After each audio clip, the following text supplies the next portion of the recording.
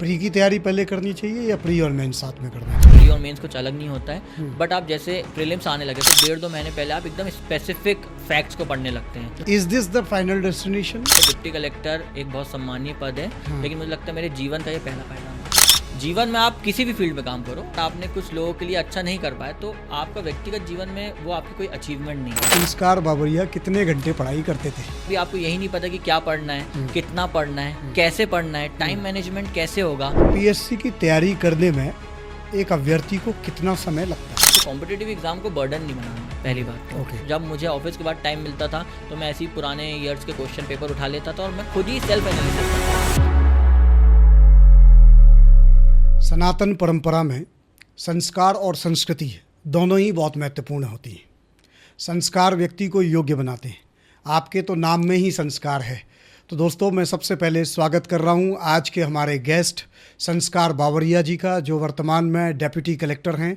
13th rank इन्होंने हासिल की है 2022 पीएससी में। तो बहुत बहुत स्वागत है आपका।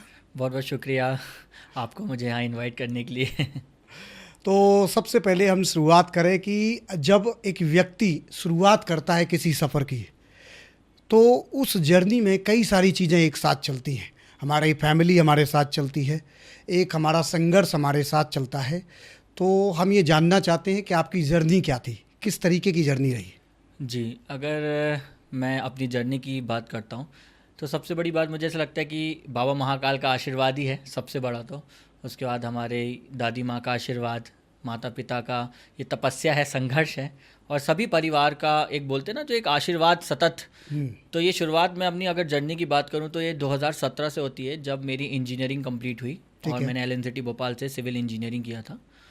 और उसके बाद पहले तो ऐसा सच मेरा बहुत प्लान था नहीं कि मुझे पीएससी में ही जाना है। मतलब ऑब्वियसली एट लास्ट मैं काम करना चाहता था समाज के लिए, बट एक पीएससी स्टार्टिंग से माध्यम नहीं था मेरे लिए।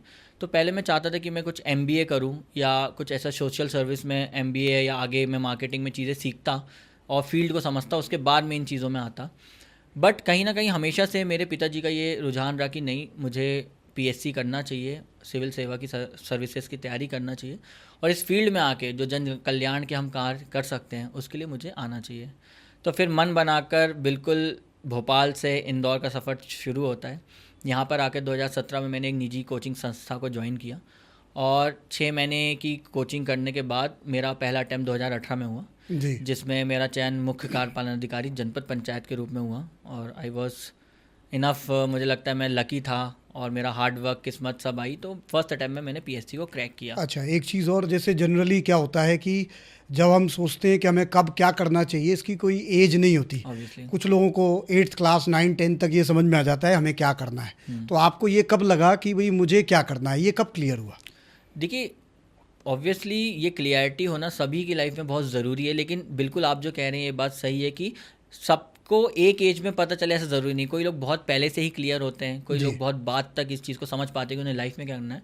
ऑब्वियसली चूँकि मैं जिस पारिवारिक बैकग्राउंड से आता हूँ, तो हमारे पापा समाज सेवा का कार्य करते हुए आए हैं, और सामाजिक रूप से वो हमेशा एक आखिरी अंतिम वर्ग के लिए कैसे हम कार्य कर सकते हैं उसके लिए हमें भी, हम दोनों भाइयों को हमेशा प्रोत्साहित करते हैं कि जीवन में आप किसी भी फील्ड में काम करो, लेकिन आपको समाज के, अगर आपने कुछ लोगों के लिए अच्छा नहीं कर पाए तो आपका व्यक्तिगत जीवन में वो आपकी कोई अचीवमेंट नहीं है।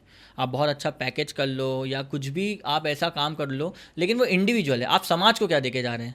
तो उसके लिए हमारे पिताजी का शुरू से रुझान था, इसलिए हम दोनों भाई हमेशा इन्हीं कार्यों में ऐसा लगे रहते थे कि हम समाज के उत्थान के लिए कैसे कार्य करें। तो पिताजी इसमें कभी टोकते थे कि यार नहीं, ऐसा करो? कोई निर्देश मिलता था समय समय पर उनका? देखिए, निर्देश उनका ऐसे मिलता था कि एक मोटिवेशन के रूप में उनका निर्देश रहता था। टोकते वो कभी नहीं थे। हाँ, वो सही गलत के मायने हमेशा बताते आए हैं, और किस चीज़ों को कैसे बेहतर किया जा सकता है उसके लिए हमेशा प्रोत्साहित करते थे। तो अगर मैं अपनी बात करूँ कि सिविल सेवा की तैयारी के लिए, तो जब मैं कॉलेज के लास्ट में 3rd ईयर जब मेरा एंड होने लगा, तब मुझे कहीं ना कहीं लगा कि एक सिविल सेवा में आने के बाद जो मैं कार्य लोगों के लिए कर पाऊंगा, शायद मुझे लगता है अन्य फील्ड में मैं उस माध्यम से नहीं कर पाता।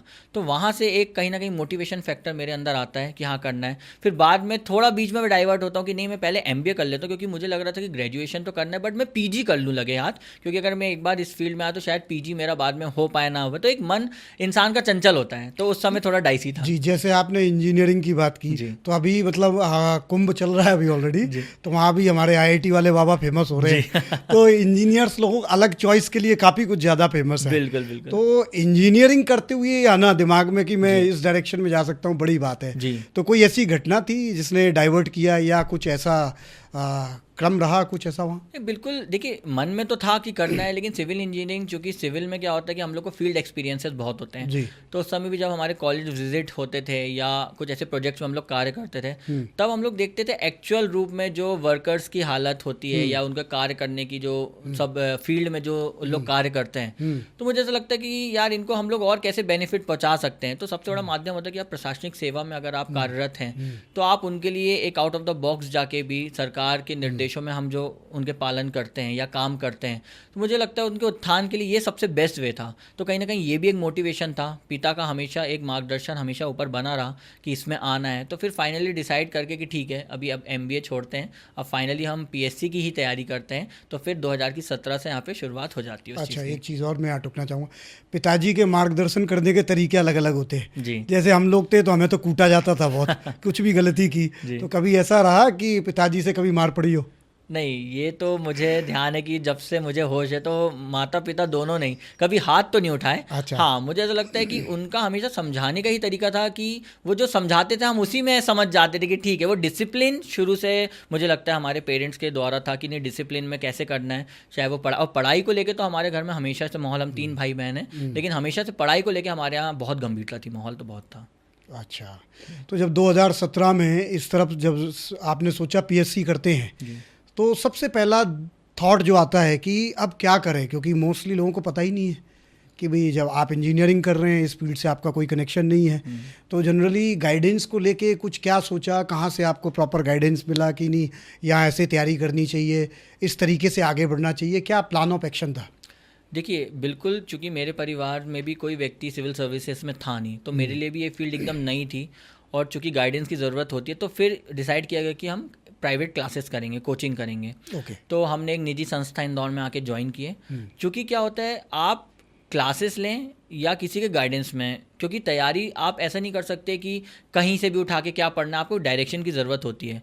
तो मैं सभी से ये कहना चाहूँगा कि ऐसा नहीं कि कोचिंग कंपलसरी है, बट आप किसी ना किसी के गाइडेंस में, क्योंकि क्या होता है यहाँ पे आपका जो एक हार्डवर्क होता है ना वो थोड़ा सा यहाँ बचता है। क्योंकि अगर आप यही मेहनत करेंगे, अभी आपको यही नहीं पता कि क्या पढ़ना है, कितना पढ़ना है, कैसे पढ़ना है, टाइम मैनेजमेंट कैसे होगा, तो ये सब हमें या तो किसी के गाइडेंस में ही सीख सकते हैं, या तो कोचिंग इसलिए क्योंकि टीचर्स जो होते हैं वो अपने फेलियर्स से आपको सिखाते हैं कि जीवन में वो क्यों फेल हुए या उनकी क्या कमियां थी जिससे शायद वो क्रैक नहीं कर पाए एग्जाम। तो उन कमियों को देख के अगर आप सीखेंगे, मुझे ऐसा लगता है, तो ये चीज़ें थोड़ी सी फास्ट हो जाती हैं, तो आपके सक्सेस के चांसेस मुझे लगता है कहीं ना कहीं बढ़ जाते हैं। ओके।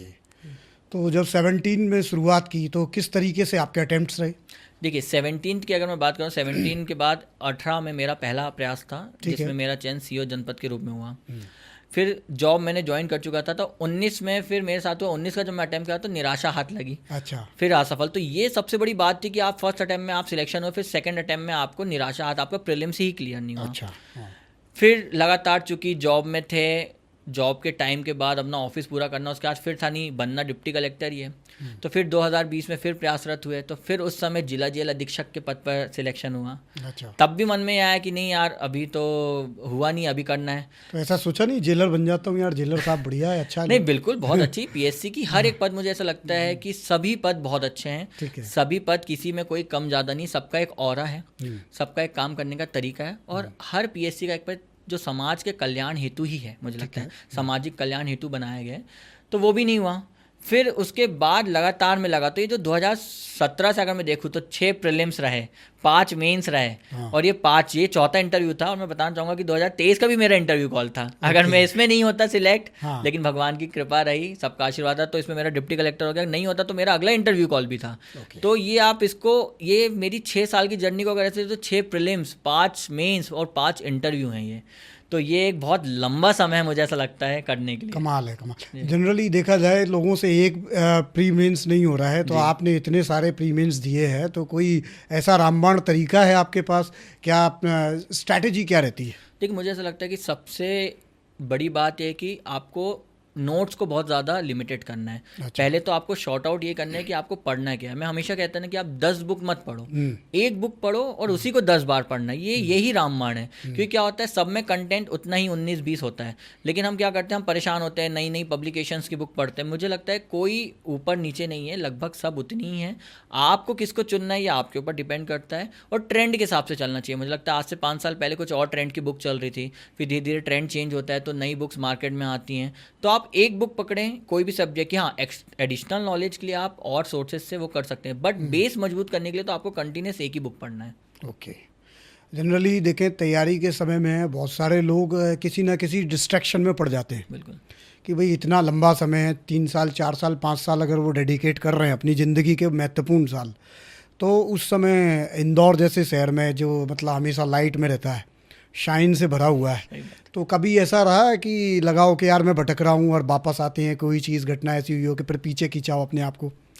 देखिए मुझे ऐसा लगता है कि कॉलेज लाइफ मेरी बहुत अच्छी रही। अच्छा। और एज अ सिविल इंजीनियर मैंने लाइफ बहुत अच्छे से उसको एंजॉय भी किया, काम भी सीखा।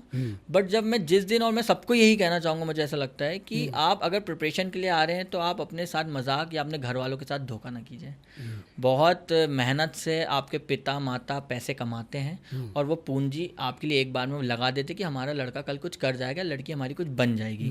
और खासकर मैं लड़कियों को कहना चाहूँगा, ये संदेश देना चाहूँगा इस पॉडकास्ट से माध्यम से, क्योंकि क्या होता है, लड़कियां यहाँ आके इंदौर जैसे शहर में थोड़ा सा भटक जाती हैं। देखो लड़कियों के पास अवसर कम होते हैं, और क्या होता है कि अगर एक गांव की लड़की अगर बहुत अच्छा कुछ बन के अधिकारी निकलेगी तो बाकी गांव के जो पेरेंट्स होंगे उनको मनोबल मिलेगा, नहीं यार हमको अपनी लड़की को भी पढ़ाना है। तो मुझे लगता है कि ये लड़कियों को एक बहुत अच्छा, अब जो कि हम देख रहे हैं कंटिन्यूस लड़कियां बहुत अच्छा परफॉर्म कर रही भी हैं पीएससी में, तो यही सबसे बड़ा मोटिवेशन होना चाहिए कि अगर आपके गाँव का एक लड़का निकलता है या लड़की निकलती है तो बाकी लोगों को ही मोटिवेशन आता है। तो आप उस गाँव के ऐसे व्यक्ति बने जो लोगों के लिए एक मार्गदर्शन का स्रोत बने। तो वो मुझे लगता है यही सबसे बड़ा अपने आप में मोटिवेशन है। दूसरी चीज मुझे ऐसा लगता है कि आप जब अपने माता पिता का चेहरा सिलेक्शन के बाद खुशी से देखेंगे ना, मुझे तो सौभाग्य प्राप्त हुआ कि मैंने अपने पिता और अपनी माता अपनी दादी का सबका चेहरा इतनी खुशी के साथ मेरे सिलेक्शन किया, तो वो खुशी मुझे लगता है जीवन में सबसे बढ़कर है। उनका कोई मोल नहीं है। अच्छा, भोला राम की गलियां कितनी टेढ़ी मेढ़ी है? देखिए मैं हमेशा कहते रहा हूँ कि भोला राम जो है वो भंवर कुआं में है और भंवर कुआं भंवरों का कुआं है। तो मुझे ऐसा लगता है कि यहाँ पे थोड़ा डिस्ट्रैक्शन से आपको बचना पड़ेगा, क्योंकि वो गली ऐसी है कि उस गली में अगर आप खो गए तो आपके जीवन के 6, 8, 10 साल कब निकल जाएंगे आपको पता ही नहीं चलेगा। आप आएंगे 21 साल में और आप कब 30 साल को जाएंगे आपको बिल्कुल इस चीज़ का अंदाज़ा नहीं होगा। तो इसको हमेशा, क्योंकि कल कुछ बन जाएंगे ना, और मैं हमेशा सबको ये कहता कि कम उम्र में कोई चीज़ अचीव कर लेंगे उसका मज़ा बहुत अलग है। देखिए आप मेहनत कर रहे हैं, एक समय बाद आप कुछ ना कुछ तो जीवन में कर लेंगे, लेकिन एक यंग एज में आप कुछ अचीव करते हैं ना, तो उसका एक सबसे बड़ी बात होता है, एक मोटिवेशन एक है, एक उसका आप एक वो लाइफ जीते हैं वो मुझे लगता है, और आप सीखते हैं, एक लंबी जर्नी जिएंगे। तो मुझे लगता है कि इसमें डिस्ट्रैक्शन नहीं होना चाहिए फिर। अच्छा, जैसे अभी आप सेलेक्ट हो गए हैं और ऑलरेडी आप जनपद CEO रहे हैं, काम कर चुके हैं अभी काफ़ी समय तक, तो कुछ फ़र्क आ रहा है पहले की सोच में कि भाई अब बनेंगे PSC से ऑफिसर, ये रहेगा? कभी ऐसा रहता है माइंडसेट के यार जलवा होगा हमारा, गाड़ी होगी, ड्राइवर मिलेगा, ये मिलेगा, इस प्रकार की सोच थी? नहीं देखिए, मैं तो 6 साल से वर्किंग हूँ। ओके। तो ये जो ज़िंदगी में पिछले 6 साल से जी रहा हूँ। अच्छा। कि मुझे ठीक है, मुझे सब ये जो पर्क्स होते हैं गवर्नमेंट ऑफिसर के वो मुझे मिले हुए हैं। डेफिनेटली। और ये आगे भी यही सब चीज़ें कंटिन्यू होना है। तो मुझे लगता है उनसे ज़्यादा महत्वपूर्ण ये है कि आपका इंटरनल सेटिस्फेक्शन जॉब के दौरान भी, चूँकि मैं तो कोविड में भी फील्ड में जॉब किया हूँ, मैं बैतूल में पोस्टेड था, तो कोविड के दौरान भी मुझे ऐसा लगता है कि इतने मौके उस समय मिले कुछ अच्छा करने का, क्योंकि उस समय सरकार की यही मंशा थी कि हम लोगों की जान कैसे बचा पाएँ, और सबसे प्रायोरिटी था कि सबका हेल्थ सबसे फर्स्ट था, बाकी सब चीज़ें सेकेंडरी थी। तो उस समय कार्य करने का मौका मिला, प्रशासन में सरकार के मार्गदर्शन में पूरा कार्य किया गया, तो ये बहुत अच्छा अचीवमेंट मुझे लगता है। तो ये जो सेटिस्फेक्शन होता है ना कि आपने 4 लोगों के लिए कुछ किए, वो बहुत इंपॉर्टेंट है मुझे ऐसा लगता है प्रशासनिक सेवा के रूप में। ओके।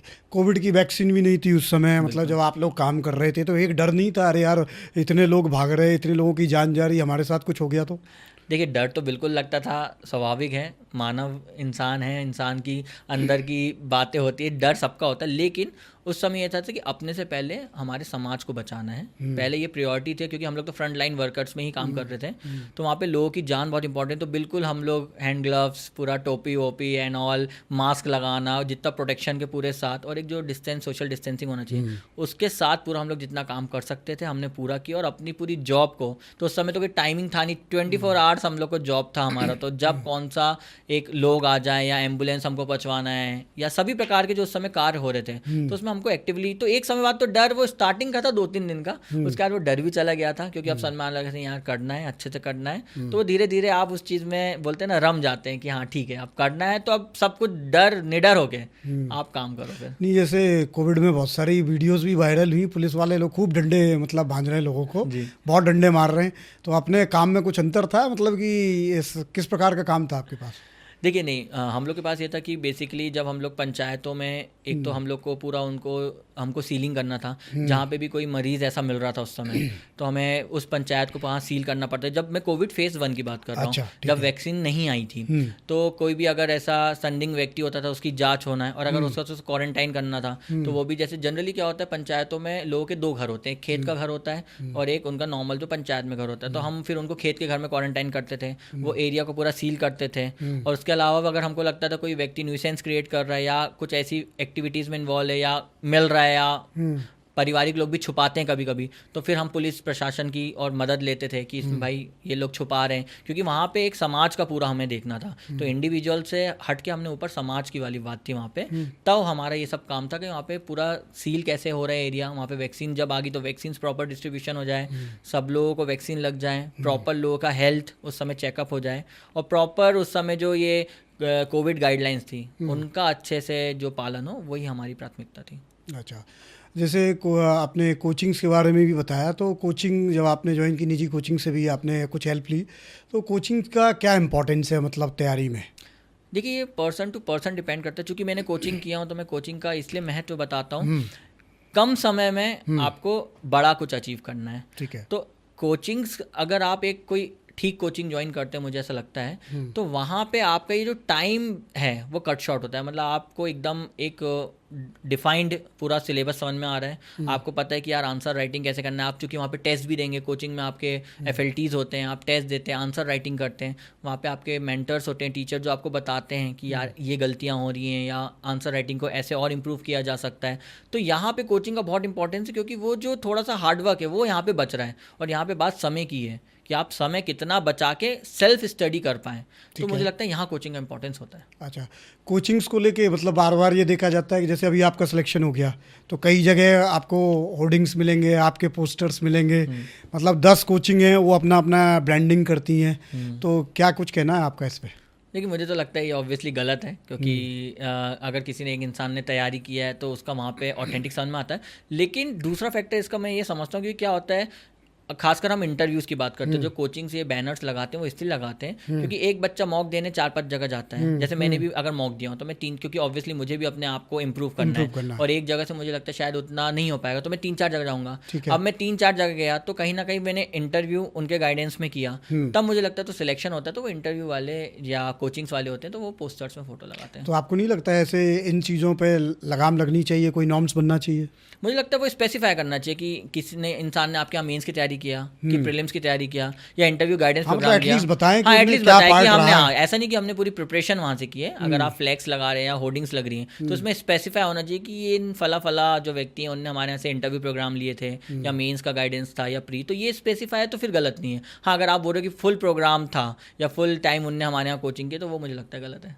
अच्छा, let's get to the straight. जैसे PSC से रिलेटेड बहुत सारे क्वेश्चंस जो हैं मैंने तैयार किए हैं आपके लिए, तो सबसे पहला क्वेश्चन मैं PSC से करता हूं अभी, कि PSC की तैयारी करने में एक अभ्यर्थी को कितना समय लगता है? देखिए, ये इसका कोई निश्चित समय नहीं है। जैसे अगर मैं अपनी बात करूँ तो मैं पहले अटेम्प्ट, जैसे मैं नया विद्यार्थी हूँ, अभी मेरा ग्रेजुएशन कंप्लीट हुआ है, तो एक आइडियली मुझे कितना समय लगेगा? देखिए अगर मैं पूरी प्री और मेंस की बात करूँ तो आइडियली 1 साल का समय तो आपको लगेगा ही, क्योंकि क्या है कि आपको प्रीलिम्स भी समझना है, आपको मेंस भी समझना है। तो अगर मुझे लगता है कि आपका अटेम्प्ट नेक्स्ट ईयर है, अगर आप 2000 जैसे मान के चलिए कि 26 की तैयारी कर रहे हैं, तो this is the right time कि आप 25 में आपने तैयारी स्टार्ट कर दी है। तो आपको पूरा सिलेबस समझने में 6 से 8 महीने कि आप प्रॉपरली तैयारी कर सकते हैं। उसके बाद फिर प्री और मेंस हम साथ में ही पढ़ते हैं, ऐसा नहीं कि हम बहुत अलग अलग तैयारी करते हैं। सिर्फ हाँ, हम 5th और 6th सब्जेक्ट की बात करते हो तो वो हम अलग से बाद में करते हैं। बाकी मुझे लगता है आइडियली 8 से 10 महीने इज़ अ गुड टाइम कि अगर हमको प्रिपेयर करना है। बाकी फिर इंसान की मेहनत पे ही डिपेंड करेगा कि उसको सिलेक्शन फर्स्ट अटैम्प्ट में मिल रहा है या उसको 6, 8, 10 अटैम्प्ट लग रहे हैं। हाँ, जैसे कई बार हमारे स्टडी आवर्स पे भी बात होती है, हर कोई मैसेज करता है, सर ये ज़रूर पूछिएगा कि कितने घंटे देना चाहिए। मतलब एक नॉर्मल जनरल एक परसेप्शन है। तो मैं ये जानना चाहता हूँ कि संस्कार बाबरिया कितने घंटे पढ़ाई करते थे? देखिए अगर मैं फर्स्ट सिलेक्शन के पहले की बात करूं तो मुझे लगता है कोचिंग के अलावा मैं पूरा समय पढ़ता था। मतलब मुझे लगता है अगर मेरी 6 घंटे की क्लासेस होती थी, क्योंकि मेरा फर्स्ट अटेम्प्ट ही था और मुझे पीएससी के बारे में बहुत कुछ नहीं पता था। मतलब मुझे बहुत सारा स्टार्ट, तो मेरे लिए तो एक प्रेशर था कि मुझे कुछ नहीं आता, तो एक वो मेहनत थी। नहीं, पर अभी तो आप इंडियन क्रिकेट टीम के प्लेयर अभिषेक शर्मा की तरह बहुत छक्के पे छक्के मारे जा रहे हैं। मुझे ऐसा लगता है कि जब एक वो कॉन्फिडेंस डेवलप हो जाता है ना, हाँ। तो फिर प्रीलिम्स आपके लिए इजी हो जाता है, क्योंकि आपको समझ में आने लगती हैं और आप कंटिन्यू इतने समय से, क्योंकि एक मेरे साथ पॉजिटिव फैक्टर मुझे लगता है कि जनरली जैसा आपने मुझसे पूछे और जब मुझसे पूछते हैं लोग कि आपके कंटिन्यूस मीन्स कैसे निकले, ऑलराइट, तो मुझे लगता है सबसे बड़ा इसका पॉइंट था कि मैंने आंसर राइटिंग कभी नहीं छोड़ा। आंसर राइटिंग मतलब टेस्ट सीरीज, मैंने प्रॉपरली बहुत सारी कोचिंग इंस्टीट्यूट में टेस्ट सीरीज कंटिन्यू लिखा।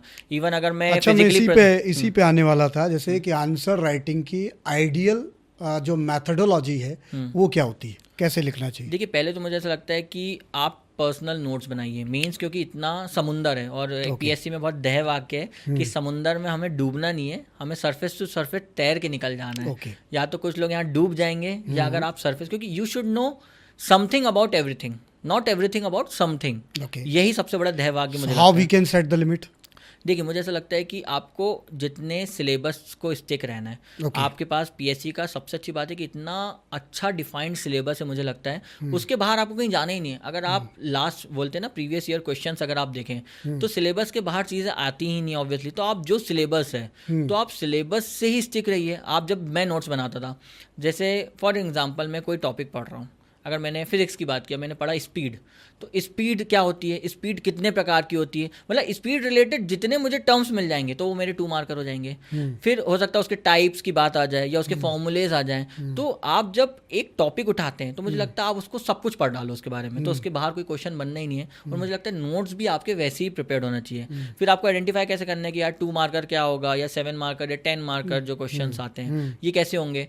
तो आपको उसमें यही देखना है कि यार पुराने सालों में क्वेश्चन, क्योंकि आप कंटिन्यूस सिलेबस चेंज हुआ, 2024 से सिलेबस चेंज हो गया, 2020 में इसके पहले सिलेबस चेंज हुआ था, तो मैंने तो पुराने सिलेबस में भी मेंस लिखा, नए सिलेबस में भी मेंस निकला मेरा, और अभी जो डिप्टी कलेक्टर बना वो नए सिलेबस से ही हुआ मेरा। तो मुझे ऐसा लगता है आप प्रीवियस ईयर क्वेश्चंस देखिए, और कहीं ना कहीं आयोग वही क्वेश्चंस को रिपीट कर रहा है कहीं ना कहीं, और उसी के इर्द गिर्द क्वेश्चन का पैटर्न थोड़ा बदल सकता है, थोड़ा सा उसका स्ट्रक्चर बदल सकता है, but previous year question repeat होते हैं ऑब्वियसली। तो उन पे मुझे लगता है बहुत अच्छे से आप मेहनत करिए, कंटिन्यूस आंसर राइटिंग कीजिए। मतलब मुझे ऐसा लगता है कोविड का पूरा फेस मैंने आंसर राइटिंग किया, जब कोई एग्जाम नहीं होने से कुछ नहीं होता, तो जब मुझे ऑफिस के बाद टाइम मिलता था तो मैं ऐसे ही पुराने ईयर्स के क्वेश्चन पेपर उठा लेता था और मैं खुद ही सेल्फ एनालिसिस करता था। तो आंसर राइटिंग नहीं छोड़ना मुझे लगता है। तो ये फ्रिक्वेंट एडॉप्शन कैसे किया भाई? तो 2020 में सिलेबस चेंज हुआ पर 24 में कर दिया, तो इतना ईजी नहीं होता ना मैच करना सिलेबस को, तो कैसे मैच किया है? देखिए 20 में भी जब सिलेबस चेंज हुआ तो उसमें कुछ टॉपिक्स ऐड हुए और उसको पार्ट वाइज किया गया, तो उसमें कुछ चीज़ें ऐड हुई, तो जो पुरानी थी वो तो एज इट इज चली रही थी। जो नए टॉपिक्स बने उनके शुरू से बहुत मेहनत करके नोट्स बनाए। और मेरे साथ तो सबसे अच्छी बात मुझे लगता है कि जब मैं 2018 में मेरी जो नोटबुक थी या नोट्स मैंने बनाए थे उन्हीं में मैंने पेजेस को ऐड करके नोट्स को ऐड ऑन करते गया, क्योंकि जब आप अपनी ही लिखे नोट्स को बार बार पढ़ेंगे तो आपको पता होता है कि यार कौन से पेज में क्या लिखा है, कौन सा आंसर आपने कितना लिखे हैं। तो आप बार बार कंटिन्यूस इतना पढ़ चुके होते हैं कि आपको बोलते हैं ना एक एक पन्ना रट जाता है कि आपको क्या चीज़ें कहाँ से पढ़ना है। तो बार बार नोट्स चेंज नहीं करना है, पहली बात तो अपने नोट्स में ही ऐड ऑन करना है चीज़ों को, उसी में पेजेस को आप ऐड करते जाइए और उन्हीं को कंटिन्यूस बार बार पढ़िए। अच्छा, जनरली मतलब मैंने जितने इंटरव्यूज़ किए हैं सब टॉपर्स का एक ही बात कहना है कि 10 किताबें ना पढ़ के हम उस सब्जेक्ट की एक किताब पढ़ें और उसी को बार बार पढ़ें। कितना सही है ये? 100% सही है। ओके, एनसीईआरटी की क्या भूमिका है? देखिए मुझे लगता है एज सच अगर फ्रैंकली मैं बात करूं तो पीएससी एमपी पीएससी में एनसीईआरटी का उतना महत्व नहीं है। If you are going with UPSC तो आपको एनसीईआरटीज आर मस्ट, बट अगर आप एमपी पीएससी में कर रहे हो तो मुझे लगता है इतने डिफाइंड नोट्स अब मार्केट में अवेलेबल हैं, क्योंकि एनसीईआरटी के जिस्ट, क्योंकि आप पूरी एनसीईआरटी पढ़ने का उतना समय आप अगर लगाएं, क्योंकि उसमें बहुत सारी एड ऑन चीज़ें हैं जो यहाँ पे काम की नहीं है, तो अब उसका मार्केट में इतने सारे अलग अलग कोचिंगों के या अलग अलग और डिफाइंड बुक्स आ गई हैं जिनमें उनका जिस्ट है, तो मुझे लगता है वहाँ समय ना दे के इन बुक्स को जिस्ट को पढ़ लें तो ज़्यादा बेटर है। ओके, प्री की तैयारी पहले करनी चाहिए या प्री और मेंस साथ में करना चाहिए? देखिए मुझे लगता है प्री और मेंस एक साथ ही करना चाहिए, बट जब आपका प्री एग्जाम आने लगे तो ऑब्वियसली 1-1.5 महीने पहले, क्योंकि MPPSC is more over factual. Okay, अगर इसका हम प्रीलिम्स की बात करें तो फैक्चुअल होता है, यूपीएससी में डिस्क्रिप्टिव होता है। ऑलराइट। तो यहाँ पे मुझे ऐसा लगता है आप तैयारी तो दोनों की साथ में ही करते हैं, प्री और मेंस कुछ अलग नहीं होता है, बट आप जैसे प्रीलिम्स आने लगे तो 1.5-2 महीने पहले आप एकदम स्पेसिफिक फैक्ट्स को पढ़ने लगते हैं, Okay. और फिर प्री के बाद आपको सोली मेंस ही पढ़ना है। ओके, तो प्री को लेके जनरली जैसे प्रीलिम्स को लेके any suggestion of the books, जैसे आपका मीडियम इंग्लिश मीडियम रहा आई थिंक, तो इंग्लिश मीडियम में आप कुछ ऐसे नोट्स या पर्टिकुलर कुछ सजेस्ट करना चाहे कि भाई मैंने इस तरीके से तैयारी की, मेरे ये नोट्स रहे या मेरे प्रिपरेशन मेथड ये रहा? देखिए मुझे ऐसा लगता है, क्योंकि मैं ऐसा किसी का मतलब कोई पब्लिकेशन की तारीफ़ नहीं करना चाहता या मैं किसी को प्रमोट नहीं करना चाहता, लेकिन मैं अपने खुद की बात करूं अगर, तो पहली बात तो जिस निजी संस्था से मैंने तैयारी किया था तो मैंने उसके नोट्स पढ़ा था। मेरे कुछ मेंटर्स थे तो उनके द्वारा जो नोट्स दिए गए थे मैंने उनसे पढ़ा। अगर मैं कुछ पब्लिकेशंस की बात करूँ तो पर्सनली मैं परीक्षा धाम को बहुत प्रेफर करता हूँ। परीक्षा धाम इज़, अगर मैं एमपीजीके की बात करूं मुझे बहुत अच्छी लगी। उसके अलावा मैं अगर बात करता हूं आईटी के लिए या साइंस के लिए तो निर्माण आईएएस मैंने बहुत अच्छे से देखा था। ओके, इसके अलावा लक्ष्मीकांत ऑब्वियसली पॉलिटिकली हम लोग पढ़ते ही हैं, वो तो मदर बुक होगी, वो मदर बुक है ऑब्वियसली। उसके बाद मुझे लगता है एमपीपीएससी में ल्यूसेंट की बहुत इंपॉर्टेंस है। ल्यूसेंट आज भी हम ल्यूसेंट जीके की बात करें तो खासकर अगर हम लोग हिस्ट्री की बात करें उसमें भी मॉडर्न हिस्ट्री, और वो भी हिंदी वाली ल्यूसेंट की बात करूँगा मैं स्पेसिफिक, भली मैं इंग्लिश मीडियम का हूँ बट एमपीपीएससी में हिंदी ल्यूसेंट का बहुत महत्व है। तो उसमें अगर हम एमपी में बात करें ये हिस्ट्री में तो ल्यूसेंट मॉडर्न हिस्ट्री के लिए और इंडियन जोग्राफी के लिए भी Hindi Lucent is very important. इसके अलावा मुझे ऐसा लगता है फिर और मार्केट्स में नोट्स हैं, आप देखिए आप किस में कंफर्टेबल है, मुझे ऐसा लगता है। जैसे यूनिट 10 के लिए भी मतलब परीक्षा धाम बहुत अच्छी लगी, सिलेक्शन तक की भी एक बुक आई थी फैक्ट्स वाली, वो भी मुझे अच्छी लगी, मैंने देखा। निर्माण आईएएस भी ऑब्वियसली बहुत अच्छी बुक है। दरअसल क्या होता है जब नए व्यक्ति आता है तो उसको एक ऑथेंटिसिटी नहीं पता होता कि भाई पर्टिकुलर हम यहाँ से लें, क्योंकि कई बार फैक्ट्स हमारे गलत हो सकते हैं जो हमें सिलेक्शन में भी रोक सकते हैं, तो ऐसी भी स्थिति बन सकती है। बिल्कुल ऐसी स्थिति बनती है, लेकिन ये इंसान का पर्सनल चॉइस होता है मुझे लगता है, क्योंकि क्या होता है कि आपके पास 10 ऑप्शन अवेलेबल है, मुझे लगता है सभी बुक्स में लगभग उतना है। अच्छा, आप किस में, क्योंकि मैंने बताया ना समय के साथ ट्रेंड चेंज होता है, क्योंकि अगर आज से हम लोग 5 साल पहले बात करें तो दूसरी बुकें चला करती थी, फिर समय के साथ चेंज हुआ, फिर वहीं हम लोग करंट्स की बात करते, करंट अफेयर में मैं स्पीडी प्रेफर करता था जनरली। वहीं अगर मैं 5 साल पहले बात करूँ तो मैं घटना चक्र पढ़ा करता था। तो अगर समय के साथ मुझे लगता है, और फिर आपकी प्रेफरेंस लेवल भी चेंज होते रहती है, मुझे लगता है पर्सनल चॉइस है ये। तो आप कोर बुक्स तो पढ़े ही ऑब्वियसली, और इसके अलावा मुझे ऐसा लगता है कि आपकी पर्सनल चॉइस है, आपको जो मार्केट में ट्रेंडिंग है आप उसे पढ़ें। जी। दूसरा जैसे मैं बात करूं कि नंबर के अनुसार जो क्वेश्चन पेपर आपसे मेंस में सॉल्व करते हैं, तो कोई स्पेसिफिक ऐसी रणनीति होती है कि भाई ये नंबर पहले आप अटेम्प्ट करें, इतने नंबर वाला हम बाद में अटेम्प्ट करें, या उनका वे ऑफ राइटिंग क्या होता है, ऐसा कुछ है? देखिए मैं तो पर्सनली मेरी बात करूं तो मैंने तो कभी ऐसा चेंज नहीं किया। जैसा पेपर आता था कि पहले अगर अब तो 2 मार्कर हो गए, पहले 3 मार्कर थे, 11 थे, 5 थे, तो मैंने तो हमेशा लाइन से ही किया। मतलब मैंने जनरली देखा कुछ लोग होते हैं कि पहले, और वो टॉपर्स को भी देखा इवन मैंने कि उन लोग पहले जो 11 मार्कर अब जो 10 है उनको अटेंड करते थे, लेकिन मैंने हमेशा लाइन से किया। It's your totally your choice कि आप किस में कंफर्टेबल है, आप किसी को देख के मत कीजिए। मुझे लगता है आपका पेपर कंप्लीशन होना चाहिए, अब आप स्टार्टिंग से करें या मिड से करें या एंड से करें। ओके, अच्छा, इसमें अगर बात करें तो 5वां और 6वां पेपर जनरली स्टूडेंट्स की तरफ से मैसेज भी आया है कि इसमें ज़रूर पूछें सर कितना इम्पोर्टेंट है, मतलब मीन्स पॉइंट ऑफ व्यू से, रैंकिंग पॉइंट ऑफ व्यू से कितना इम्पोर्टेंट? बिल्कुल, मुझे अगर मैं पर्सनली अपनी बात करूं तो मुझे ऐसा लगता है, चूँकि मैं इंग्लिश मीडियम का छात्र रहा और हिंदी में मुझे हमेशा थोड़ा सा इशू रहा हिंदी 5th और 6th पेपर में, तो मैंने बहुत मेहनत की और कहीं न कहीं मुझे ऐसा लगता है कि पहले जो अटेम्प्ट्स मेरे फेलियर हुए, वो कहीं न कहीं ये 5th और 6th पेपर में कम मार्क्स के कारण ही हुए। और वहीं जब मैं अब इस साल मेरा डिप्टी कलेक्टर में चयन हुआ तो मेरा 5th और 6th दोनों पेपर बहुत अच्छे गए थे। तो मुझे ऐसा लगता है कि 5th और 6th पेपर का इवन 4th, 5th, 6th तीनों का बहुत इंपॉर्टेंस है। तो ऐसा कहा जाता है अगर आपको सिलेक्शन चाहिए तो शुरू के 3 पेपर आपको सिलेक्शन दिलाते हैं, बट आपको रैंक अचीव करना है, आपको डिज़ायर्ड पोस्ट, तो आखिरी के 3 पेपर बहुत इंपॉर्टेंट है फिर। इंटरव्यू में आपसे क्या क्या क्वेश्चन किए गए? देखिए, इंटरव्यू आपका टोटली डेफ से रिलेटेड रहता है। तो जैसे अगर मैं अपनी बात करूं तो चूंकि संस्कार मेरा नाम है, तो थोड़ा संस्कार से ही कहीं ना कहीं शुरुआत होती है इंटरव्यू की हर बार। उसके बाद चूंकि मैं छिंदवाड़ा ज़िले से आता हूं, ठीक है। तो छिंदवाड़ा ज़िले में भारिया जनजाति पाई जाती है, तो भारिया जनजाति के बारे में क्वेश्चंस होते हैं। इसके अलावा मेरा सिविल इंजीनियरिंग है, और सबसे बड़ी बात चूंकि मैं 6 साल से जॉब में हूँ, तो मेरा सीओ जनपद के रूप में क्या अचीवमेंट्स रहे, क्या मैंने काम किए, कैसे सब चीज़ों को डील किया जाता है, मैनेज किया जाता है, केस स्टडीज़ के बारे में बात होती है। इसके अलावा करंट अफेयर्स में बातें हुई, और चूंकि मैं गिटार बजाता हूँ तो गिटार रिलेटेड क्वेश्चंस भी थे। तो ऐसे मुझे लगता है यही सब क्वेश्चंस रहते हैं। Okay okay. अच्छा, इसमें जैसे हम बात करें कि इंटरव्यू के लिए कोई स्पेसिफिक कोई प्रोग्राम तो होता नहीं है, जनरली आप मॉक ही दे सकते हैं। तो मतलब जनरली लोग बोलते हैं आईने के सामने प्रैक्टिस करो, ऐसा कुछ किया आपने? हाँ, अगर मैं बात करूँ, अगर हमने इंट्रोडक्शन की, तो हाँ, ये बिल्कुल मैंने ट्राई किया और अपने इंट्रोडक्शन को बहुत अच्छा बनाने के लिए, क्योंकि कभी कभी ऐसा होता है। खैर, इस लास्ट 2 बार जब मेरा पहला इंटरव्यू था तो ऑब्वियसली इंट्रोड्यूस योरसेल्फ से होता है, बाकी लेकिन ज़रूरी नहीं कि हर बार हो। अच्छा। तो कभी कभी डायरेक्ट इंटरव्यू भी चालू होता है, तो आप प्रिपेयर कर सकते हैं, बट वहाँ पे क्या क्वेश्चन होगा वो एट अ टाइम ही समझ में आता है। ओके। तो जो इंटरव्यू था वो थ्रू आउट इंग्लिश रहा या हिंदी में आपने interview? नहीं नहीं, ऐसा नहीं रहता। मध्य प्रदेश लोक सेवा आयोग का जो इंटरव्यू होता है वो मेनली हिंदी में ही होता है। ऑब्वियसली आप इंग्लिश वर्ड्स यूज़ करते हैं, या वो डिपेंड करता है कि हो सकता है वो इंग्लिश में कोई क्वेश्चन पूछे तो you should answer in English, but बाकी अगर एमपीपीएससी की बात करें तो यहाँ पे हिंदी में ही मोस्ट प्रोबेबली इंटरव्यू चलते हैं। ओके। अब जैसे आपने सीसी एक्टिविटीज़ के बारे में बताया कि आप काफ़ी कुछ एक्टिव थे, तो बैडमिंटन आप खेलते हैं, तो बैडमिंटन को लेके क्या सोचती हुई, वो मतलब क्या चेंजेस आए उससे आपकी लाइफ में, क्योंकि स्पोर्ट्स काफ़ी कुछ चेंज करता है? ठीक है, बिल्कुल। मुझे ऐसा लगता है हर इंसान को एक स्पोर्ट तो खेलना ही चाहिए, क्योंकि क्या होता है आपकी फिजिकल वेलबींग के लिए बहुत इंपॉर्टेंट है। जैसे अगर मैं पर्टिकुलरली अपनी बात करूँ तो मुझे लगता है बैडमिंटन से सबसे ज़्यादा सीखा मैंने फोकस। ओके। और मुझे लगता है ये फोकस ही है जो मुझे 6-7 साल की जो मेरी इतनी लंबी जर्नी रही आफ्टर सिलेक्शन, तो एक कंसंट्रेशन पावर मेरा बहुत अच्छा रहा उससे, मुझे ऐसा लगता है। और सबसे बड़ी बात एक जो बोलते हैं ना पेशेंस, वो मुझे लगता है कि बैडमिंटन से बहुत आया मुझे। ओके। अच्छा, क्रिकेट आप देखते हैं? हाँ, मतलब कभी कभी। Which one is your favourite, Virat और रोहित? विराट। विराट। कोई स्पेसिफिक क्वालिटी?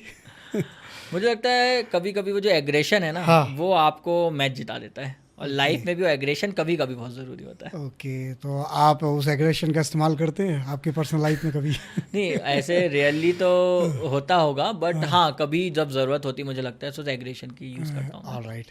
अब मीडियम को लेके थोड़ा सा बात करते हैं। अलग अलग भ्रांतियाँ हैं, जैसे कि कई लोग हिंदी मीडियम में एग्ज़ाम में अपीयर होते हैं, कुछ लोग इंग्लिश में अपीयर होते हैं। तो जैसे यूपीएससी में जनरली देखने को मिला है कि लोग इसे देखते हैं कि some time it is called, it is a kind of discrimination. भाई इंग्लिश का रिजल्ट कभी ज़्यादा रहता है, हिंदी में कुछ रहता है।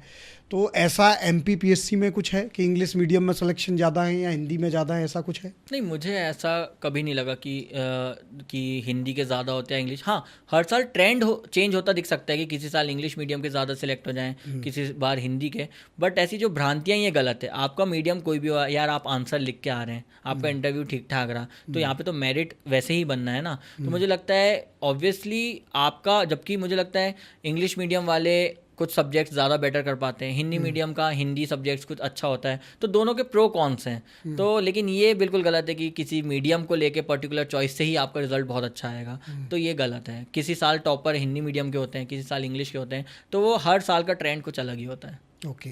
जैसे आप इतनी यंग एज में ऑफिसर हो गए हैं, तो अभी लाइफ को लेके कुछ प्लानिंग्स हैं?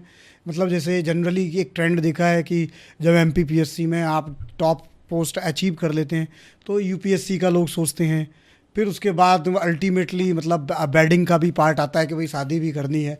तो कुछ अभी ऐसी कवायद शुरू हुई है?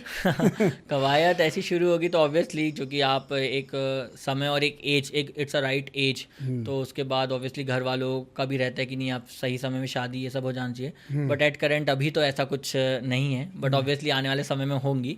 और यूपीएससी को लेके बात करूँ तो मुझे लगता है, देखिए मुझे तो हमेशा अपने स्टेट्स में ही काम करना था, तो ऑब्वियसली मैंने यूपीएससी के लिए प्रिपेयर किया, बट मैंने आज तक अटेम्प्ट नहीं दे पाया। बट हाँ, मैं प्रिपेयर कर रहा था।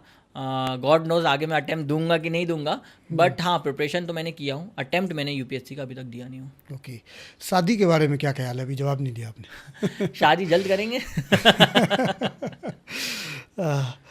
अच्छा, हमारी ज़िंदगी में एक कंसिस्टेंट सोर्स ऑफ मोटिवेशन होता है, इंस्पिरेशन होता है। किसी के लिए उनके भाई होते हैं, किसी के लिए उनकी गर्लफ्रेंड होती है, किसी के लिए उनके माँ बाप होते हैं। तो आपके लिए वो कंसिस्टेंट सोर्स क्या था? मेरे पिता ही मेरी इस पूरी जर्नी में, देखिए वैसे तो सभी लोग हैं, पूरे परिवार के लोग हैं, दोस्त हैं, सभी लोग हैं, लेकिन निरंतर जब मैं निराश होता था, जब मेरा जेल अधीक्षक का रिजल्ट आया था और मैं बहुत रो रहा था, ऐसा नहीं कि जेल अधीक्षक कम था, बट मुझे लगता था कि मैं शायद डिप्टी कलेक्टर अभी भी हासिल नहीं कर पाया, क्योंकि एक फेलर 19 में हो चुका था। तो मेरे पिता ने हमेशा जीवन में मुझे एक ही चीज़ समझाया कि हमको लड़ते रहना है। वो बात है ना कि हार नहीं मानूंगा, रार नहीं ठानूंगा, अटल बिहारी वाजपेयी जी की बात जो है, तो वो एक कंटिन्यूस मोटिवेशन है मुझे लगता है। और एक वाली बात है ना कि सूरज उगता है फिर वो डूब जाता है, लेकिन उगेगा भी ना ज़रूर, तो हो सकता है, it's a phase of life. आप आज शाइन कर रहे हैं, कल फिर आपका डल मोमेंट आएगा, लेकिन ऐसा नहीं कि वो डल हमेशा रहेगा, तो इट्स अ साइकिल ना, वो तो गोल गोल घूमेगी। तो अपने अच्छे वक्त में घमंड ना करें और अपने बुरे वक्त में धैर्य रखें, यही मेरे पिता ने हमेशा मुझे सिखाया। और इसी के कारण मुझे लगता है कि निरंतरता के साथ मैंने अपनी पीएससी की तैयारी की और मैं आज डिप्टी कलेक्टर बना। अच्छा, जनरली हम कभी ना कभी किसी ना किसी से प्रॉमिस ज़रूर करते हैं। जनरली मतलब जैसे मुझे कुछ पंक्तियाँ भी याद आ रही हैं, Woods are lovely, dark and deep. Still there are promises to keep. Miles to go before I sleep. Miles to go before I sleep. Is this the final destination? कि कुछ और? It is not a final destination for me. मुझे लगता है deputy collector एक बहुत सम्मानीय पद है, लेकिन मुझे लगता है मेरे जीवन का ये पहला पायदान है। Very nice. जनरली बात करते हैं, आपके पिता हमेशा आपके साथ एक पिलर के रूप में खड़े रहे, इन कंसिस्टेंट सोर्स ऑफ मोटिवेशन। तो कोई ऐसी 5 बातें जो आपको लगती हों कि ये मेरे पिता में हैं, वो क्वालिटीज़ वो मेरे अंदर भी हैं? मुझे लगता है सबसे बड़ा धैर्य। अगर आप इस मेरी जर्नी को देखें तो 2017 से आज 25 चल रहा है, इन 8 सालों में मुझे लगता है सबसे बड़ा मेरा धैर्य है। उसके अलावा मुझे लगता है कि एक हमेशा पॉजिटिव अप्रोच चीज़ों को लेके, क्योंकि PSC is full of motivation plus demotivation. मतलब अप्स एंड डाउन्स आपको देखने मिलेंगे। हो सकता है प्री निकला, मेंस नहीं निकला, मेंस निकला, इंटरव्यू हुआ तो डिज़ायर्ड पोस्ट नहीं निकली, सी सॉ काइंड ऑफ चीज़ें हैं यहाँ पे। इसके अलावा मुझे ऐसा लगता है कि हमेशा वही जो कंसिस्टेंसी फैक्टर है कि मेहनत करते रहना है यार। पेपर 6 महीने बाद है तो नहीं अभी थोड़ा कल पढ़ लेंगे, नहीं, आज भी पढ़ना है, कल भी पढ़ना है, और 6 महीने बाद पेपर देने के लिए कंटिन्यूस पढ़ना है। तो कंसिस्टेंसी, ऐसा नहीं कि बस एग्ज़ाम की डेट आई, फॉर्म डेट आई तब हमने स्टार्ट किया। बहुत लोग होते हैं ऐसा जो एकदम एग्ज़ाम डेट, और वो कभी कभी निकल भी जाता है लोगों का, बट ये 100% गारंटेड चीज़ नहीं है। तो consistency is also a thing. और मुझे ऐसा लगता है कि ऊपर वाले का आशीर्वाद, अपनों का प्यार और दोस्तों का साथ, ये एक बहुत बड़ा मोटिवेशन है। Very nice. अभी आप डीसी हुए हैं, तो जनरली क्या कुछ लोगों की चॉइस होती है ना कि हमें यूनिफॉर्म भी पसंद होती है, तो डीएसपी आपने नहीं चुना, डीसी क्यों चुना? कोई स्पेसिफिक रीज़न? बिल्कुल, आई रिस्पेक्ट अलॉट यूनिफॉर्म वाले, जैसे मैं जेल अधीक्षक भी हुआ था, बस मैंने ज्वाइन नहीं किया उसे, but I respect obviously. But मेरा शुरू से था कि मुझे मतलब डिप्टी कलेक्टर ही बनना। मैं सही बताऊँ तो मतलब बहुत सारे पद हैं और सब बहुत अच्छे हैं, बहुत नायाब पद हैं, कोई पद छोटा बड़ा मुझे नहीं लगता है। बस एक डिफ़ाइन है कि ठीक है डिप्टी कलेक्टर, क्योंकि डिप्टी कलेक्टर सभी विभागों के साथ मेल जोल करके काम करता है। मुझे लगता है सभी विभागों के साथ मिलकर मुझे काम करने का मौका मिलेगा, मुझे अपने आप को एक्सप्लोर करने का मौका मिलेगा। मुझे लगता है एक डायनेमिक पर्सनालिटी के रूप में मैं इसमें जब काम करूंगा तो मेरी पर्सनालिटी डेवलप होगी, इसलिए deputy collector was my choice. अच्छा, वैसे डीसी के, डिप्टी कलेक्टर के क्या काम होते हैं? बेसिकली डिप्टी कलेक्टर देखिए क्या करता है, असिस्ट करता है जो कलेक्टर महोदय होते हैं उनके सारे कार्यों को, और जो जिम्मेदारी कलेक्टर महोदय द्वारा दी जाती है, अगर डिप्टी कलेक्टर की जगह कलेक्टर महोदय एसडीएम चार्ज देते हैं, तो फिर आप डिवीजन में आप एसडीएम के रूप में कार्य करते हैं, तो वहाँ पे रेवेन्यू रिलेटेड या जो भी सब काम रहेंगे आप उन कार्यों करेंगे। और अगर आपके पास एसडीएम चार्ज नहीं है, कोई और चार्ज है, तो क्योंकि क्या होता है कभी कभी ट्रेनिंग पर्पस से भी कलेक्टर महोदय द्वारा अलग अलग विभाग की, जैसे सीओ जनपद का चार्ज दे दिए, तहसीलदार का चार्ज दे दिए, तो ट्रेनिंग पर्पस भी होता है। नहीं तो आप कलेक्ट्रेट में ऑफिस में जो भी कार्य सौंपे जाएंगे आप उन कार्यों का संपादन करेंगे। ओके। अभी जब आप जनपद सीईओ अभी आप काम कर रहे हैं बिफोर ज्वाइनिंग, तो क्या क्या ऐसे काम हैं जो आपको लगता है कि मतलब आप एक महत्वपूर्ण कड़ी हैं उस बीच में लोगों तक पहुंचने की? कुछ ऐसे क्राइटेरिया हैं, कुछ इस वर्क स्पेसिफिक क्राइटेरिया होगा? मुझे लगता है सीओ जनपद तो बहुत ही इम्पोर्टेंट जॉब है, क्योंकि हमारा देश जो है वो रूरल ज़्यादा बैकग्राउंड है ना। 70% of the population belongs to rural area, और सीओ जनपद की नौकरी पंचायत की है। तो ठीक है। हम लोग का मेनली काम होता है पंचायतों का overall development, whether it should be technical और एडमिनिस्ट्रेटिव। तो यहाँ पे बात यही होती है कि आपके पंचायतों या विलेज लेवल में हम आखिरी अंतिम वर्ग के लिए काम करते हैं, चाहे उसकी पेंशन की बात हो जाए, चाहे प्रधानमंत्री आवास की बात हो जाए, चाहे उसके रोजगार मनरेगा, तो रोटी कपड़ा मकान, ये तीनों चीज़ों की जो व्यवस्था कर रहे हैं वो सीओ जनपद के माध्यम से हम बहुत बड़ी कड़ी के रूप में काम कर रहे हैं। सरकार के आदेश में प्रशासन के साथ मिलकर जो अंतिम इंसान है उसके लिए हम रोटी कपड़ा मकान की व्यवस्था कर रहे हैं। अच्छा, जैसे जनरली क्या है कि जब जनपद सीईओ के पास ग्राम के प्रधान सचिव ये सब आते हैं तो कोई लेके आया आपके लिए भी लौकी? देखिए, लोग अपने भावनाएं उनकी बहुत जुड़ी होती है, और गांव में चूँकि एक रिस्पेक्ट फैक्टर बहुत देखने के लिए मिलता है, तो लोगों की अपनी एक भावना होती है, तो लोग अपने हिसाब से चीज़ों को वो करते हैं। बट ये है कि मैं बहुत अवॉइड करता हूँ मैं ये सब चीज़ों को एक्सेप्ट करने के लिए, लेकिन आप किसी की भावना को ठेस भी नहीं पहुँचा सकते, तो मैटर करता है, डिपेंड करता है, अलग अलग चीज़ें होती है। बट हाँ, ये चूँकि पंचायत वेब सीरीज़ में ये लौकी बहुत फेमस हुआ तो बिल्कुल क्योंकि पंचायतों की अपनी एक अलग समस्याएं होती हैं जैसा हमने देखा है। तो क्या कुछ समस्याएं आपको लगी कि ग्रामीण स्तर पर पंचायतों में ये बड़ी समस्याएं जो आपको नज़र आती हैं? देखिए, बड़ी समस्या है। सबसे बड़ी बात एक जो देखने के लिए यही मिलती है कि अभी उतना भी और लोगों पे जानकारियाँ नहीं हैं। जो एक मेन स्ट्रीम में काम चल रहा है, तो गांव का व्यक्ति बहुत सीधा होता है, भोला होता है, वो बस अपने खेती किसानी में लगा रहता है और अपनी परिवार की चीज़ों को, लेकिन दुनिया में क्या चल रहा है बहुत सारी चीज़ें उसकी जानकारी नहीं होती है। तो हम लोग का ये काम होता है कि कोई भी जब नई स्कीम आती है या कोई भी जो हितग्राही मूलक योजनाएं होती हैं, जैसे आप भाई बात करें कुआं बनना है या फिशरीज़ के लिए बात है, तो हम लोग उनको प्रमोट करते हैं कि आप हितग्राही, इसमें सरकार आपको पैसा देगी या सब्सिडी देगी, आप लोग के रोजगार के लिए काम करना है। एग्रीकल्चर से हट के भी सरकार बहुत सारी चीज़ों में हेल्प करती है सब्सिडी देके। तो हम लोग का काम ये रहता है कि हम उन लोग को थोड़ा मोटिवेट करें, थोड़ा सा मेन स्ट्रीम से कनेक्ट करें और उनको जानकारियाँ मिलें कि और दुनिया में और क्या चीज़ें चल रही हैं। नहीं तो ऐसी परिस्थिति में तो अपनी स्कीम्स उस ग्रास रूट लेवल तक पहुंचाना बड़ा चैलेंजिंग होता है, क्योंकि कोई ना कोई एक चेन तो चाहिए होती है। बिल्कुल बिल्कुल कि वही हम ऐसे क्योंकि समझा पाना बड़ा मुश्किल है। तो क्या कोई तरीका अपनाते हैं ऐसा स्पेसिफिक? बिल्कुल बिल्कुल। जैसे अभी मैं रिसेंटली संभागीय ट्रेनिंग सेंटर में काम कर रहा हूँ, तो हम लोग यहाँ पे MRPs एक शब्द होता है, मास्टर रिसोर्स पर्सन। तो MRPs को हम यहाँ पे जब कोई भी योजना लागू होती तो उनको ट्रेन करते हैं, और फिर उन लोग जाके पंचायत लेवल में मीटिंग्स होने के बाद प्रधान जी के साथ और जो सदस्य होते हैं पंचायतों के, उसके बाद ग्राम सभा में या नॉर्मल जब जो नुक्कड़ सभाएं होती हैं उसमें उन लोग को अवेयर किया जाता है, नाटक के माध्यम से या घर घर जाके या पोस्टर चस्पा करके। तो पर मतलब इंडिया गांव में पॉपुलेशन बहुत कम होती है और हम MRPs हर गांव के हिसाब से तैयार करते हैं, तो घर घर जाके लोगों को ये संदेश देते हैं कि अभी हाल ही में चल क्या रहा है, या सरकार क्या योजनाएं लागू करना चाह रही हैं, या कैसे कार्य करना है, या कैसे उसका हम लाभ उठा सकते हैं। तो ये सब पूरा एक ये चेन बनती है बेसिकली ऊपर से नीचे लेवल तक, कि हम लोग कुछ लोगों को ट्रेन करेंगे, वो नीचे ट्रेन करेंगे, ऐसे नीचे नीचे जाती हैं चीज़ें। ओके। अभी जब आपका सिलेक्शन हुआ तो बहुत सारे वीडियोस आपके आए कि बहुत सारे लोग इकट्ठा हुए हैं, आपको बधाइयाँ मिल रही हैं ढेर सारी, तो कैसा एक्सपीरियंस होता है? देखिए, बहुत खुशी के पल होते हैं, और ऑब्वियसली आपके जो अपने लोग होते हैं उनके लिए गर्व की बात होती है। इसलिए मैं माता पिता की क्या भावनाएं होती हैं? बिल्कुल, माता पिता की भावनाओं को तो हम उसका व्याख्यान ही नहीं कर सकते। माता पिता के जो चेहरे की खुशी होती है वही सब कुछ बयां कर देती है, मुझे लगता है। क्योंकि जीवन में एक पिता, मुझे लगता है, खुद की एक जीत से ज़्यादा अपने बच्चे की जीत देख के जो खुशी उसके चेहरे में आती है, मुझे ऐसा लगता है कि जीवन उनने जीत लिए।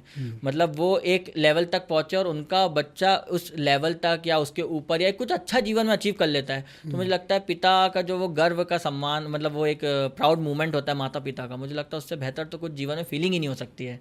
और मुझे लगता है इंसान का यही सबसे बड़ा मोटिवेशन होना चाहिए कि वो अपने पेरेंट्स के लिए, उनकी वो उस दिन की खुशी देखने के लिए मेहनत करें। ओके। अब इसमें पीएससी में बहुत सारी लड़कियां भी आती हैं, अलग अलग क्षेत्रों से आती हैं, तैयारियां करती हैं। तो जो लड़कों के पास एडवांटेजेस हैं वो लड़कियों के पास नहीं होते, क्योंकि सोसाइटी के अकॉर्डिंगली उनको रहने और सारी चीज़ों में भी कुछ चीज़ें देखनी होती हैं। तो जो चैलेंजेस होते हैं, तो लड़कियों को किस तरीके से इन सब चीज़ों से डील करना चाहिए? जैसे कई बार कुछ सजेशन रहता है, आपने कुछ ऑब्जर्व किया हो, आपके साथ आपके कलीग रही हो, तो ऐसी बिल्कुल, कुछ। मुझे ऐसा लगता है, देखिए लड़कियों के साथ थोड़ा सा इश्यूज तो रहता है। सबसे बड़ा एक एज फैक्टर, क्योंकि एक एज के बाद घर वाले भी चाहते हैं कि उनकी शादी हो, और चूंकि ग्रामीण इलाकों से भी लड़कियां आती हैं तो समाज का भी मतलब एक दबाव होता है। अगर घर वाले सपोर्ट करते हैं तो सामाजिक कभी कभी दबाव भी होता है। तो मुझे ऐसा लगता है कि लड़कियों को बिल्कुल जैसे लड़के हैं, लड़कियों को बहुत एकदम स्पष्ट क्लियर होना चाहिए कि उनको, अगर वो जैसे इंदौर आ रहे हैं या कहीं पे भी कोई बड़े शहर जा रहे हैं, वहाँ भटकना नहीं है। भटकाव बहुत है, बड़े शहरों की चमक उनके, मतलब मुझे ऐसा लगता है कि लोग यहाँ पे भटक जाते हैं। हर इंसान में काबिलियत होती है, वो अपनी काबिलियत को पहचाने। और मुझे लगता है बस पेरेंट्स को फूल ना करें। बहुत मेहनत से पेरेंट्स पैसा कमा रहे हैं और बहुत लोगों से लड़ के आपको पढ़ा रहे हैं, आगे भेज रहे हैं। तो लड़कियों को ये दायित्व, मैं बार बार कहता हूँ, बहुत छोटे लाखों की लड़कियाँ आती है। अगर आप एक इंसान सिलेक्ट होगा, एक लड़की सिलेक्ट होगी, तो पूरी गाँव के पेरेंट्स को ये मोटिवेशन मिलेगा कि सही बात उनकी बच्चियों को पढ़ाएं। बिल्कुल। तो इसलिए मुझे ऐसा लगता है कि आप अकेले का ना सोचें। आप ये सोचें कि मैं जिस गाँव से आती हूँ या जिस छोटे से कस्बे से आती हूँ या शहर से आती हूँ, वहाँ अगर मैं सिलेक्ट हो जाऊँगी तो मेरी जैसी कई लाखों लड़कियाँ या हज़ारों लड़कियाँ कुछ बन सकती हैं। तो ये इसको बात को तो ध्यान रखना चाहिए। अब जैसे बनने के बाद भी एक चार्म रहता है कई सारे, तो कुछ प्रपोजल्स आपको ऐसे आते हैं सोशल मीडिया में अलग अलग माध्यम से? देखिए, सोशल मीडिया में तो प्रपोजल्स आती हैं ऑब्वियसली, और चलता है ये सब, लाइफ है बिल्कुल।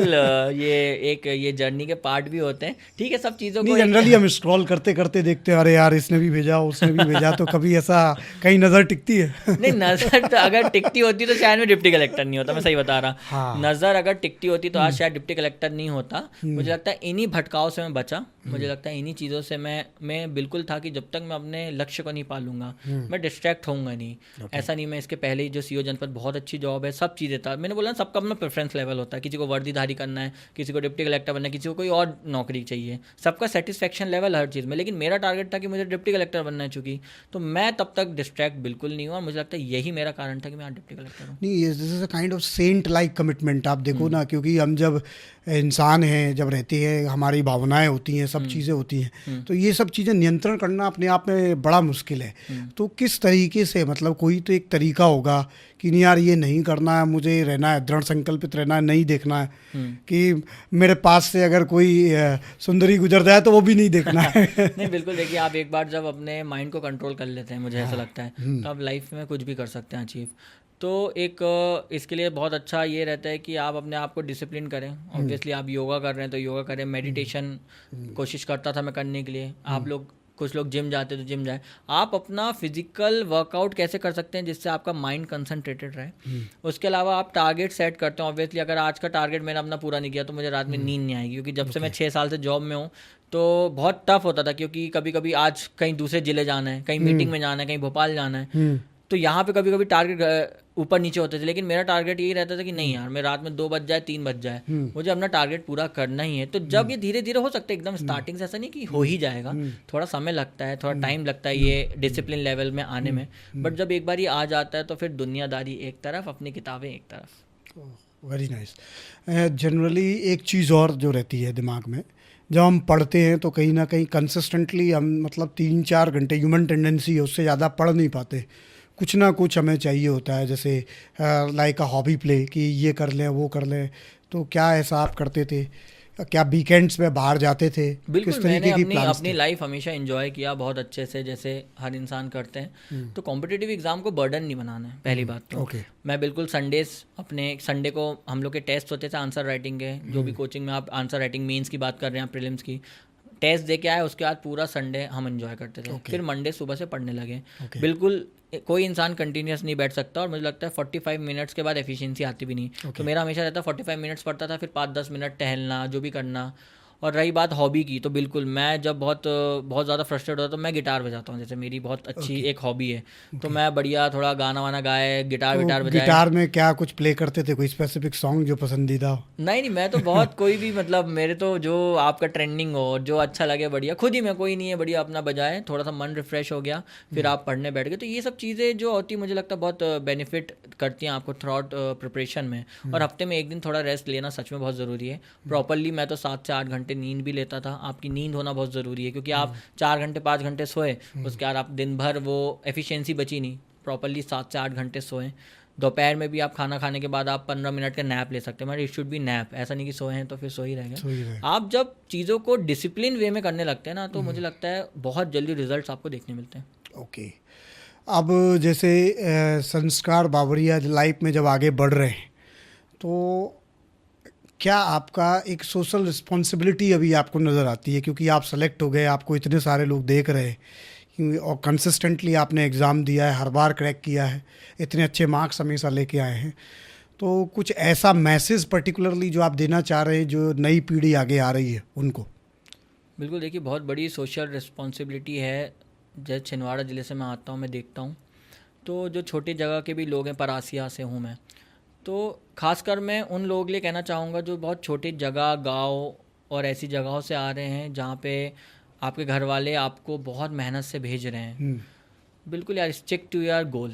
एक ही लाइन है, स्टिक टू योर गोल। आप एकदम बोलते हैं ना, बेशरम बन जाएं, सब कुछ दुनियादारी भूल के, जिस दिन वो चीज़ पा लेंगे ना, दुनिया आपके पीछे हो जाएगी। लेकिन वो नहीं पाएंगे तो वो समय ख़राब करना, पैसा ख़राब करना, माता पिता का विश्वास तोड़ना, मुझे लगता है जीवन में इससे बुरा कुछ नहीं हो सकता। आप निरंतर अपने गोल के प्रति देखें, मतलब बोलते हैं ना वो अर्जुन वाली बात की, वो चिड़िया की आँख, वही दिखना चाहिए। मुझे सिर्फ डिप्टी कलेक्टर दिखता था, मैं सही बता रहा हूँ। ऐसा नहीं कि मैं आज बन गया हूँ इसलिए मैं बात कर रहा हूँ। ये 6 साल जीवन के 7 साल मैंने दिया हूँ, ये मेहनत, परिश्रम आपका दोस्त, भाई, माता पिता भी जानते, लेकिन 100% आप ही को पता होती है कि आप कितना रोए हैं, कितना एंजाइटी लेवल था, कितना फ्रस्ट्रेशन लेवल था, किस दिन खाना खाएं नहीं खाए हैं, है ना। क्योंकि घर में तो आप झूठ बोल देते कि हाँ खा ली, क्योंकि वो परेशान हो रहे हैं, बिल्कुल है ना। सही है। लेकिन किस दिन मन है, किस दिन नहीं है, किस दिन टेस्ट सीरीज में कम मार्क्स आए तो टेंशन है। क्योंकि जब आपने निर्धारित कर लिए गोल और वो चीज़ कभी उस चीज़ को लेके समय लग रहा है, तो वो एंजाइटी लेवल बहुत बुरा होता है। इसी के लिए आप एक हॉबी डेवलप कीजिए, आप योगा कीजिए, मेडिटेशन कीजिए, दोस्त अच्छे रखें, पॉजिटिव दोस्त जो आपको पॉजिटिव अप्रोच दें। नहीं तो नेगेटिविटी तो पूरी दुनिया में है, लोग आपकी 10 प्रकार की आलोचनाएं करेंगे, आपके खिलाफ बातें करेंगे, लेकिन आपका ऑरा हमेशा इतना मजबूत होना चाहिए, मुझे ऐसा लगता है आपके दोस्त इतने मजबूत होना चाहिए, आपके लोग इतने मजबूत होना चाहिए कि वो नेगेटिविटी आपके ऑरा के अंदर आ ही ना पाए। तो जिस मोटिवेशन से अगर आपने, बोलते ना, आपने एक बीड़ा उठा लिया कि मैं ये करूँगा, वही हार नहीं मानूंगा, राड नहीं ठानूंगा, है ना। तो यही करना है, लगे रहना है और एकदम बेशरम हो जैसे लगे रहना है। मैं आपको एक बहुत बड़ी बात बता रहा हूँ, जब मैं सिलेक्ट भी हो गया था, तो मैं और मेरा एक मित्र था, हम लोग सिलेक्ट हो गए, ये वो 19-20 का टाइम था। तो हम लोग बढ़िया, क्योंकि अब सब बच्चे नए और ऑब्वियस सिलेक्ट हैं, तो 10 प्रकार की लोग बातें करते हैं, यार सिलेक्शन हो गया तब भी लगे हुए हैं, अच्छी खासी नौकरी तो है, लोग बोल भी देते थे हाँ, कभी सही कभी। बात है। तो हम लोग मुंह बांध के जाते थे मैं बता रहा हूँ, एकदम पूरा मुंह कवर करके, मास्क वास्क, जब कोविड हट भी गया था उसके बाद भी मैंने बिल्कुल, मैं ये शब्द बोलना नहीं चाहिए लेकिन बेशर्मों जैसे एकदम जाके, क्योंकि मुझे डिप्टी कलेक्टर बनना था, मुझे सही है। ये मेरी इच्छा थी ना, मेरा मेहनत था कि मुझे बनना है। तो एकदम मुंह बांध के हम लोग टेस्ट सीरीज लिखते थे कि कोई पहचान ना पाए, चश्मा वश्मा लगा के, हमने ये भी सब किए हैं। तो जब मेरा सिलेक्शन हो तो मैं और मेरा मित्र यही बात कर रहे थे कि यार हमने क्या क्या नहीं किए। तो नहीं, क्योंकि जनरली कभी बच्चे सिलेक्ट हो जाते तो बोलते नहीं, 8-10 लोग पहचान के मिलेंगे, फिर वहाँ पे क्या, तो थोड़ा एक लोगों के मन में वो भाव भी आ जाता है। लेकिन हम लोग ने तो बिल्कुल कि नहीं यार बनना है भाई, हम अपने लिए मेहनत कर रहे हैं, किसी के लिए दूसरा देखे उसके सोचने से क्या ही होता है। तो हम लोग ने, मैंने बिल्कुल प्रीलिम्स की टेस्ट सीरीज, मेंस की टेस्ट सीरीज आखिरी तक दिया, मॉक इंटरव्यूज आखिरी तक दिया, कि मुझे ये कल जीवन में मलाल ना रहे। सिलेक्शन होता नहीं होता वो बात की चीज़ थी, लेकिन जीवन में मलाल रह जाता कि मैंने अपने साइड से कमी की और इसलिए मैं डिप्टी कलेक्टर नहीं बन पाया, तो वो मुझे मलाल नहीं चाहिए। तो मुझे लगता है और यही बेशर्मी ने आज मुझे डिप्टी कलेक्टर बना दिया। बहुत बढ़िया। जैसे वीकेंड्स में भी प्लान रहते हैं ना हमारे कहीं ना कहीं, तो क्या उस समय मॉल घूमना, मूवीज देखना, ये भी कुछ था कभी कभार ऐसा? मुझे जब कोर्ट समय आ जाता 2-3 महीने पहले, उस समय टोटली अवॉइड करता था।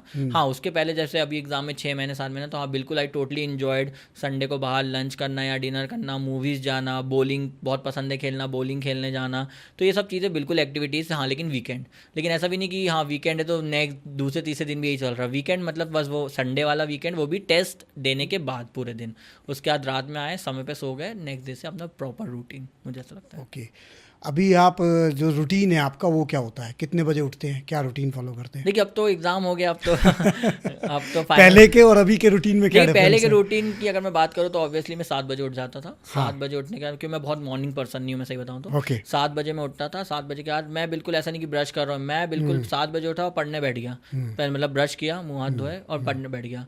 फिर जब हुआ, फ्रेश अप हुआ, आराम से पढ़ ही रहे, फिर नाश्ता भी आ गया टेबल में, टेबल नाश्ता करने लगे एंड ऑल। उसके बाद 11 बजे तक अपना जो भी नहाना एंड ऑल करना, उसके बाद फिर पढ़ने बैठ गए। फिर लंच होने टाइम लंच किए, फिर उसके बाद थोड़ा आधे घंटे का ब्रेक, नैप वैप जैसे लेना, फिर पढ़ने बैठ गए। शाम के चाय के लिए घूमना, थोड़ा दोस्तों से मिलने निकल जाना, 1 आध घंटे थोड़ा घूमना घामना दोस्तों से, मतलब पास चाय रिफ्रेशमेंट बेसिकली आए, फिर पढ़ने बैठ गए। तो मेरे तो कोई स्टडी आवर्स फिक्स नहीं रहे, मैं बस पढ़ रहा हूँ, फिर जो कुछ करने लगा तो इसमें इन बिटवीन थोड़ा मोबाइल भी चला लिए, थोड़ा घर वालों से बात कर लिए, फ्रेंड से बात कर लिए। तो इट्स अ ओवरऑल जर्नी, मैंने कोई ऐसा सेपरेट नहीं किया था कि इतने घंटे मोबाइल नहीं चलाऊँ कि इतने वो नहीं। हाँ, मैं सोशल मीडिया से दूर रहा। जब जब मेरा अटैम्प्ट रहे तो मैं 2 महीने पहले, 3 महीने पहले बिल्कुल अपनी सोशल मीडिया को डीएक्टिवेट कर दिया, चाहे मेरा इंस्टा हो चाहे फेसबुक हो। हाँ, फिर एग्ज़ाम होता तो उसी शाम में बिल्कुल चालू। तो थोड़ा सोशल मीडिया से मुझे लगता है जो यूथ आ रहा है उसको जब एग्ज़ाम के कोर समय, उस समय बहुत दूरी बना लेना चाहिए, क्योंकि हमें लगता है कि यार हम 2 सेकंड के लिए बस देख लेते हैं इंस्टा का एक, लेकिन आपका पूरा मेंटल स्टेट वहाँ से पढ़ाई से हट के आपके वो इंस्टा फीड में चला जाएगा। और उसको वापस लाने में मुझे लगता है पूरा आधा 1 घंटा ख़राब होता है। तो यहाँ पे आपको सोशल मीडिया, व्हाट्सएप से, इवन मैं व्हाट्सएप भी इंस्टॉल कर देता था लास्ट पीक समय में 1-2 महीने में। तो ये सब चीज़ें मुझे लगता है बहुत मायने रखती हैं, इस डिसिप्लिन से ही करना है। ओके, जब फैमिली की भी हम बात करते हैं तो परिवार एक बहुत बड़ा सपोर्ट होता है हमारे लिए, कहीं ना कहीं खड़ा रहता है हर सिचुएशन में। तो एग्ज़ाम टाइम में कोई ऐसा था, फ़ोन लगा के पूछते थे बेटा कैसा गया, कैसा रहा, मतलब इस तरीके की बातचीत होती थी? सभी मम्मी पापा भाई बहन एकदम कंसर्न, क्योंकि मैंने बताया मेरे घर में शुरू से पढ़ाई का माहौल बहुत भयंकर रहा। हम तीनों भाई बहन पढ़ाई में शुरू से ठीक ठाक रहे, मुझे लगता है जितना होना चाहिए। और एक पापा का वो डिसिप्लिन था, एक स्ट्रिक्ट नेचर था पढ़ाई को लेके, कि पढ़ाई में कॉम्प्रोमाइज़ नहीं होना चाहिए। जीवन में हर चीज़ में कॉम्प्रोमाइज़ चल सकता है, ऊपर नीचे हो सकता है, पढ़ाई में कॉम्प्रोमाइज़ नहीं होना चाहिए। तो वो चीज़ें शुरू से एक जो डिसिप्लिन बचपन से आ जाते हैं। मेरा एकेडमिक्स भी अच्छा रहा, ऑनर्स की डिग्री रही मेरी इंजीनियरिंग।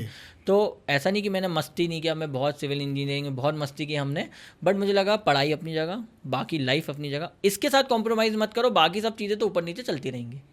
करेक्ट है।